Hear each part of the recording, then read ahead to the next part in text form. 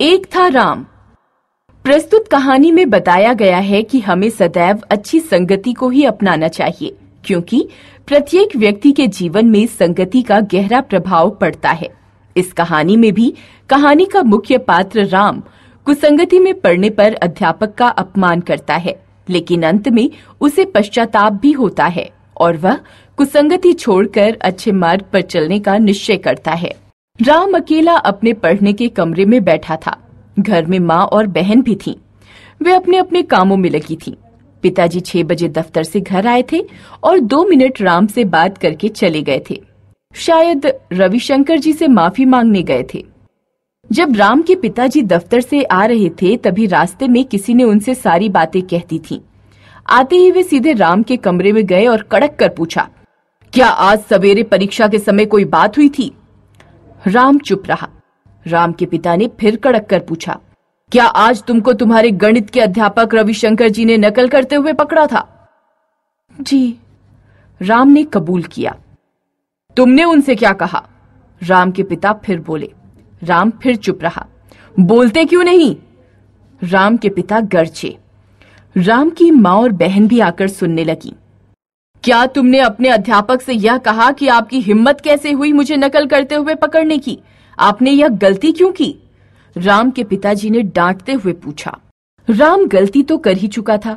गणित उसका कमजोर विषय है, इसलिए कुछ लड़कों के बहकावे में आकर वह भी एक चिट तैयार करके ले गया था और उससे नकल कर रहा था। तभी गणित के अध्यापक ने उसे पकड़ा और उसके मुंह से एकाएक निकल पड़ा, आपकी हिम्मत कैसे हुई मुझे नकल करते हुए पकड़ने की? आपने यह गलती कैसे की? इसका फल अच्छा नहीं होगा। हाँ, रविशंकर जी राम के पिता को अच्छी तरह जानते हैं। राम ने नकल भी कोई खास नहीं की थी, इसलिए उन्होंने चुपके से चिट छीन ली और मसल कर फेंक दी। फिर वहां से हट गए, कहा कुछ भी नहीं। नकल में पकड़े जाने पर कार्रवाई होती है। छात्र से फॉर्म भरवाया जाता है जिसमें वह नकल की बात लिखता है। इस कार्रवाई से छात्र का 1 साल तो बर्बाद होता ही है। रविशंकर जी ने शायद यह सोचकर कोई कार्रवाई नहीं की कि राम का 1 साल बर्बाद हो जाएगा और वह आगे पढ़ भी ना सकेगा। राम के पिता बहुत रईस आदमी नहीं थे, किंतु राम इस बात को नहीं जानता था कि उसके पिताजी गणित के अध्यापक से परिचित भी हैं। वह ये नहीं जानता था कि कोई इस घटना को उसके पिता से भी कह सकता है, नहीं तो वह ऐसा ना कहता।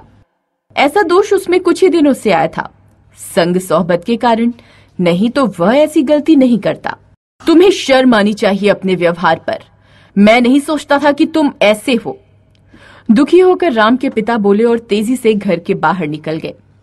उनके चले जाने के बाद मां ने लाख पूछा पर राम ने कुछ नहीं बताया। हार कर उसकी मां रसोई में चली गई। उन्हें खाना बनाना था। बहन बहुत छोटी थी, वह पूछती भी क्या। अब राम अपने कमरे में अकेला था और मन ही मन घुट रहा था। उसे आश्चर्य हो रहा था कि उसके मुंह से ऐसी बातें कैसे निकली। उल्टा चोर कोतवाल को डांटे। अध्यापक जी सही काम कर रहे थे और वह कह रहा था कि गलत काम कर रहे हैं। यही सब सोचकर उसे दुख हो रहा था। राम अपने मन में बहुत अधिक घुट रहा था। वह अत्यंत दुखी हो रहा था। एक ऐसे अध्यापक का अपमान करके जिनका कॉलेज में सभी सम्मान करते हैं। राम सोच रहा था, मैंने अपने अध्यापक का अपमान किया पर उन्होंने नकल वाली पर्ची अवश्य ली, किंतु मुझे निष्कासित होने से बचाया। यदि वे चाहते तो फॉर्म भरवा लेते और तब मेरा 1 साल बर्बाद हो जाता। स्वार्थ में आदमी अपना विवेक खो देता है। उस समय उसे उचित अनुचित का ज्ञान नहीं रह जाता। राम के साथ भी यही हुआ। अब एकांत में वह यही सोच रहा था कि अपने गुरु का अपमान करते समय वह अपना विवेक खो बैठा, जबकि वे अपना कर्तव्य पूरा कर रहे थे। 20 दिन पहले की बात है। राम को याद आया, इन्हीं अध्यापक ने कहा था, राम अपनी तैयारी अच्छी रखना, तुम्हें अच्छी श्रेणी लानी है। यदि गणित में कुछ पूछना हो तो घर आकर पूछ लेना, संकोच मत करना। लेकिन राम तो सब भूल गया। कुसंगति ने सब कुछ भुला दिया था। यह कुसंगति थी भानुशंकर की, त्रिभुवन की और मोहन की। ये तीनों वे विद्यार्थी थे जिन्हें पढ़ने लिखने से कुछ मतलब ही न था। घर से संपन्न थे, नौकरी करनी नहीं थी, इसलिए ये भी चिंता नहीं थी कि मेहनत से पढ़ें। अपनी अपनी कार में पढ़ने आते थे।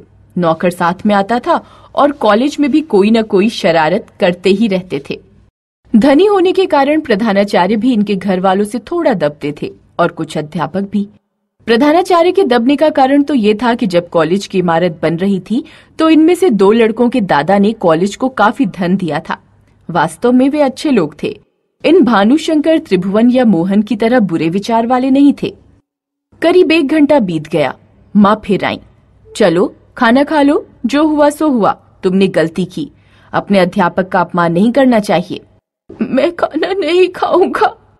राम रो पड़ा। मैंने सचमुच बहुत बड़ी गलती की है। मैंने अध्यापक का अपमान किया है। मैं मुंह दिखाने के लायक भी नहीं रहा। मैंने कितनी बड़ी गलती की है। राम फूट फूट कर रोए जा रहा था। बेटे को रोता देखकर माँ भी रो पड़ी। बहन की आंखों में भी आंसू आ गए। अब तक राम के पिता भी आ चुके थे। वे जैसे ही कमरे के अंदर आए, राम और जोर से बिलख उठा।